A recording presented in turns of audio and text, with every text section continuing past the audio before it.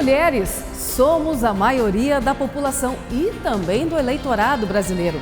Somamos cerca de 76 milhões e 500 mil eleitoras. Mas a maioria para por aí.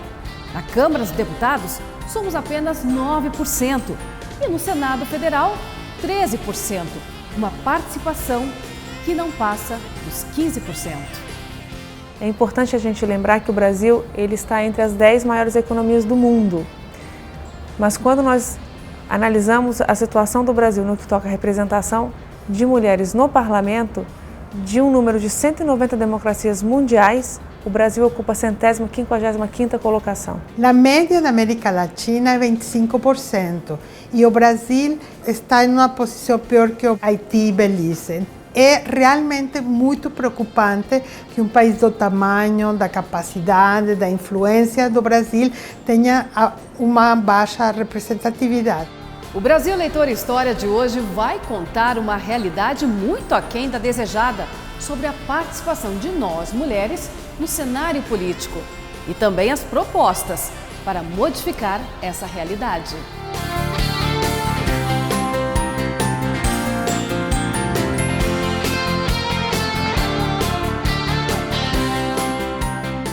Homens e mulheres são iguais em direitos e obrigações. Está na Constituição, no inciso 1º, artigo 5º. Na prática, significa dizer que todos nós temos de ter as mesmas condições de, por exemplo, disputar uma eleição, se candidatar ou exercer uma profissão.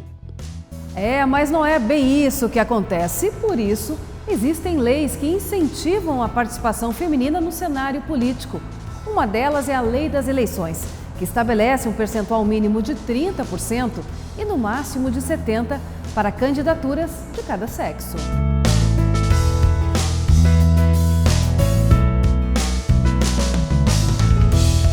Acaba sobrando para as mulheres esse menor percentual. Além disso, a lei prevê que 5% dos recursos do fundo partidário e 10% do tempo de propaganda de rádio e TV sejam dedicados a elas.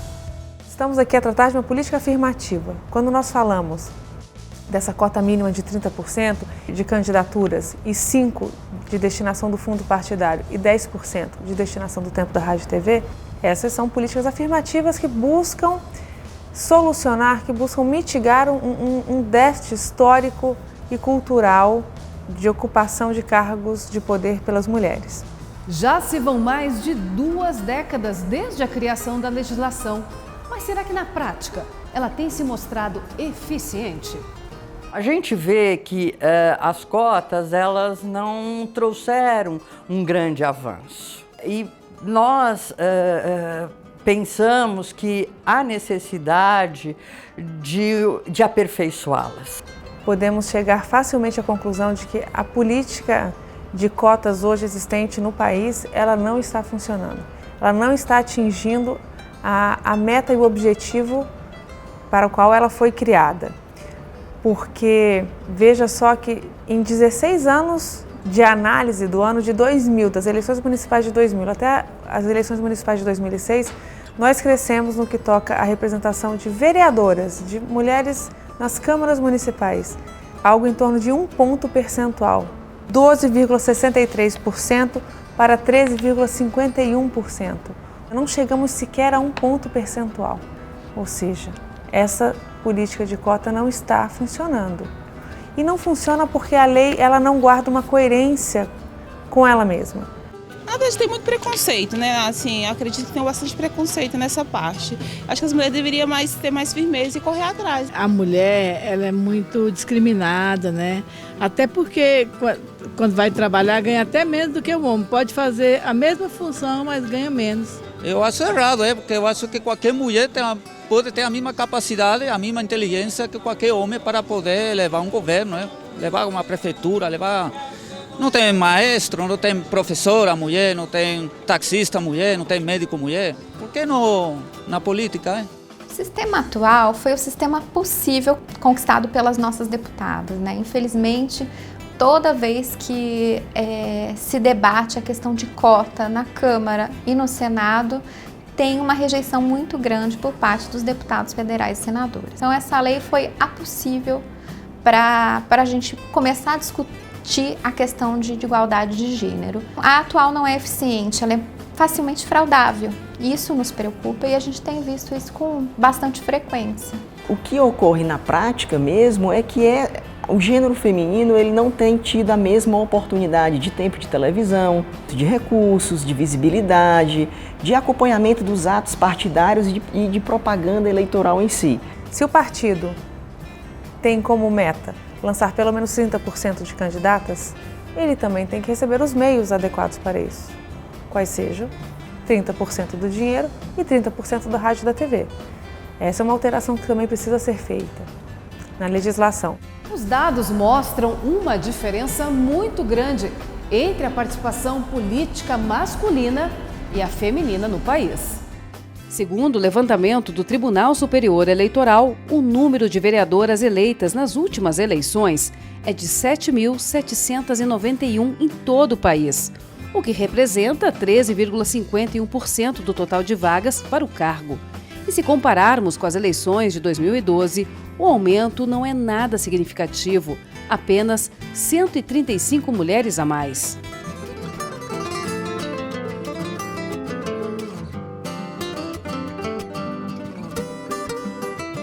Em 13 capitais brasileiras, o número de vereadoras diminuiu.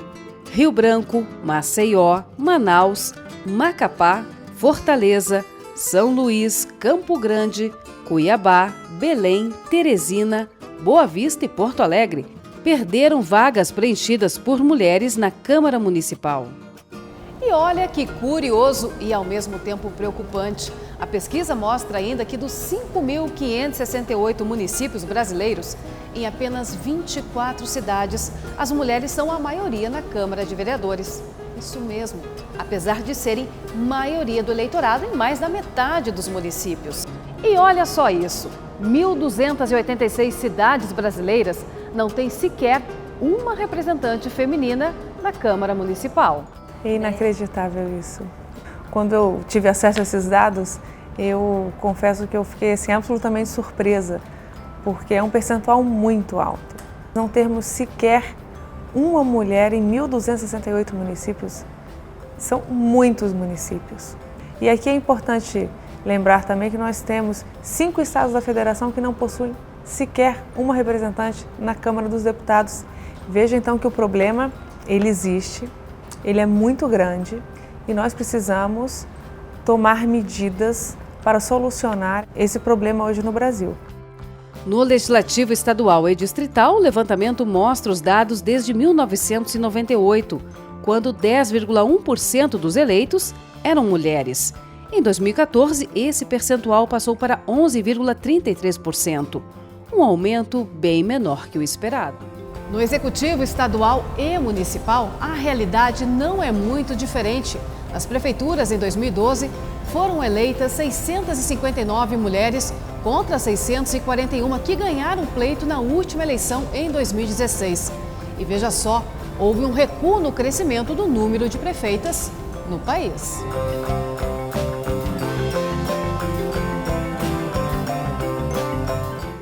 No governo estadual, as mulheres também são minoria. Os dados analisados desde 1998 revelam que a representatividade feminina nos governos é muito baixa.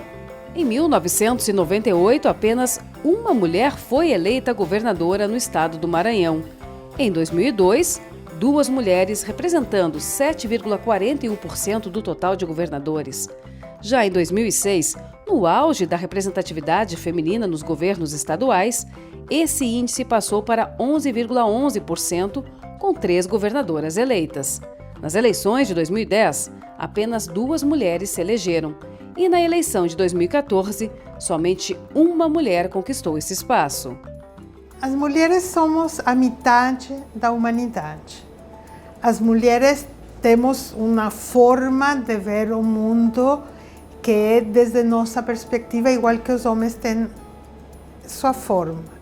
Ter mulheres na política é garantir que a política tem uma visão global que representa os cidadãos e cidadãs que tem que dirigir, governar, etc. Nós temos um grupo de mulheres de vários partidos, mulheres sem partidos, mas mulheres que entendem que a importância de termos paridade nas casas legislativas para que as nossas pautas femininas elas ganhem robustez.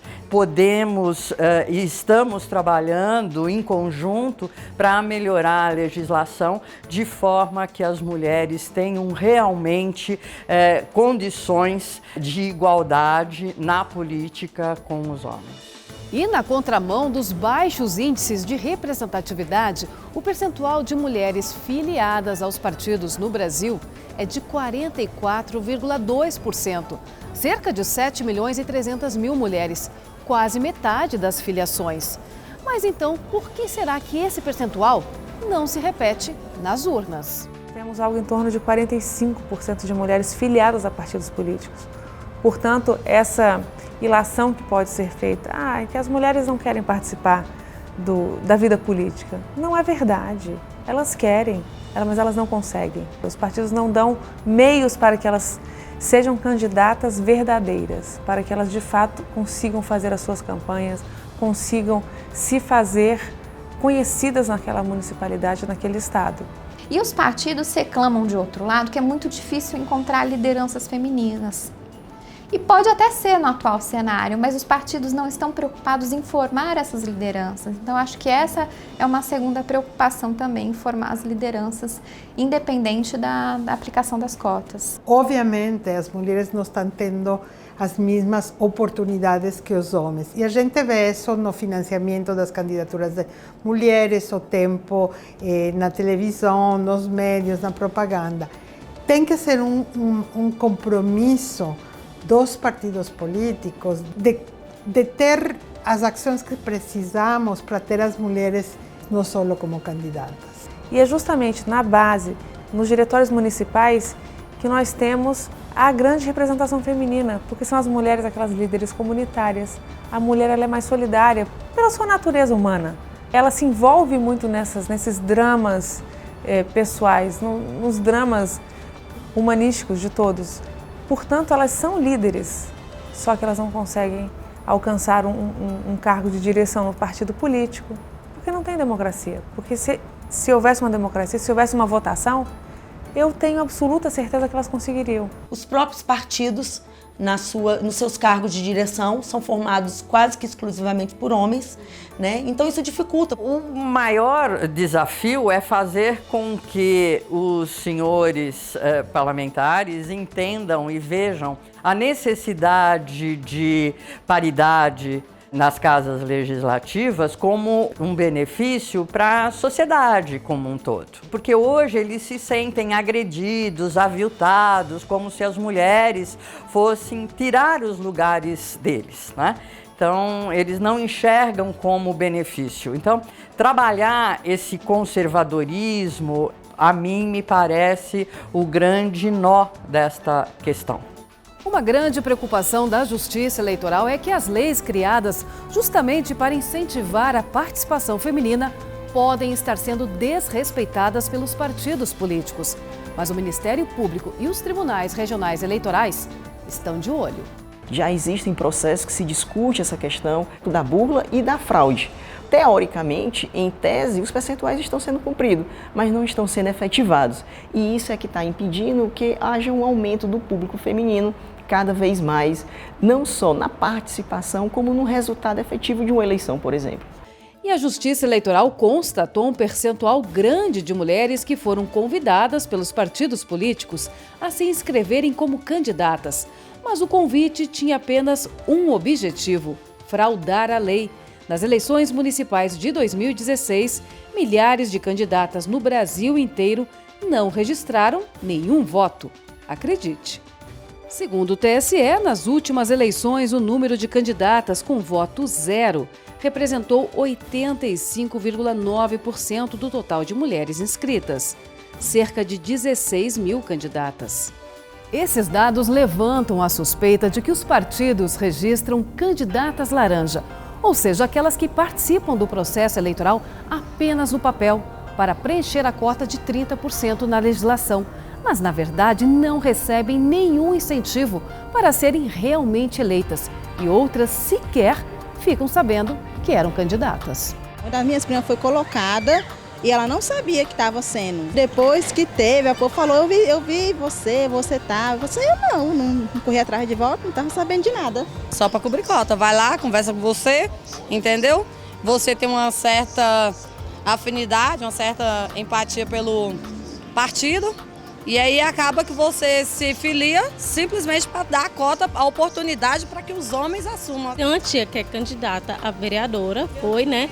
E ela não ganhou, eu acho que ela desanimou também por causa do machismo, né, aqui na cidade. É claro que isso é um indicativo de uma possível fraude, mas a gente precisa realmente investigar, chamar a candidata, chamar os diretores dos partidos nos diretórios municipais, averiguar o que aconteceu, verificar se realmente nenhum ato de campanha foi praticado, se não houve abertura da conta de campanha. Esse tipo de postura é absolutamente intolerável, não pode ser aceita pela justiça e a Justiça Eleitoral tem o dever de ser muito firme na aplicação dessa lei. Nós temos filiados a partidos políticos, elas querem ingressar na vida pública, na vida política. Basta que os partidos propiciem a essas pessoas, a essas mulheres, condições reais de se lançarem. O Ministério Público Eleitoral tentou prevenir os partidos sobre a necessidade de cumprimento da cota. Fizemos recomendações antes do período eleitoral, constatada a fraude na indicação de mulheres apenas para completar esse percentual de 30% exigido pela legislação. Nós indicamos a adoção de medidas judiciais cíveis e criminais contra os responsáveis e, inclusive, a ação de impugnação de mandato eletivo de todos os candidatos daquele partido ou coligação que tenham sido eleitos. É algo absolutamente inadmissível, tantas candidatas com 0 votos.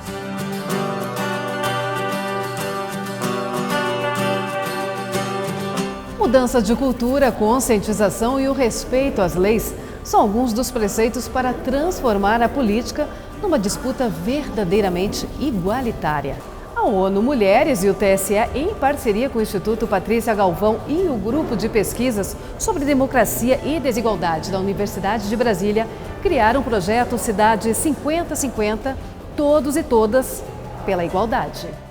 A plataforma 50-50 é um projeto mundial desenvolvido pela ONU Mulher, que busca fazer que todas as cidades onde há pouca representatividade de mulheres atinja até o ano de 2030 uma igualdade de gênero, tanto na política como em cargos de poder.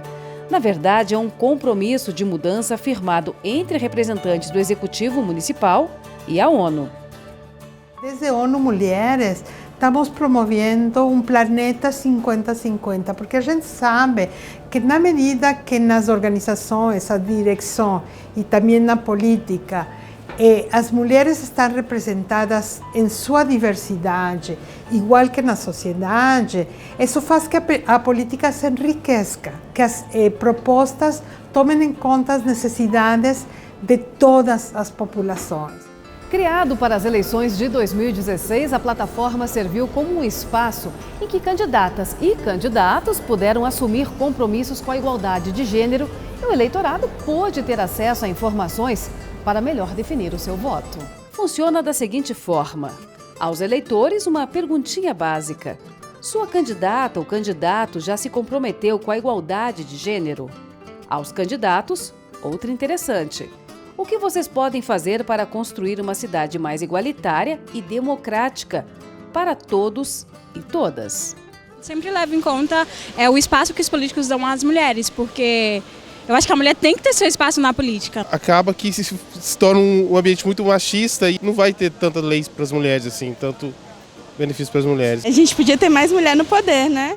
A plataforma é um espaço na internet onde os candidatos preencheram os prefeitos, as prefeitas, os vereadores e fazem um compromisso dizendo: eu assino embaixo nestas seis áreas, estes 12 compromissos que têm que ver com saúde, educação, empoderamento econômico, governança e liderança, empoderamento econômico e participação das mulheres, para que meu governo seja um governo que leve a minha cidade a ser uma cidade 50-50, quer dizer, uma cidade boa para todos e para todas. Algumas metas justamente idealizadas para o caso brasileiro, a fim de que os prefeitos, aqueles que são os chefes do Poder Executivo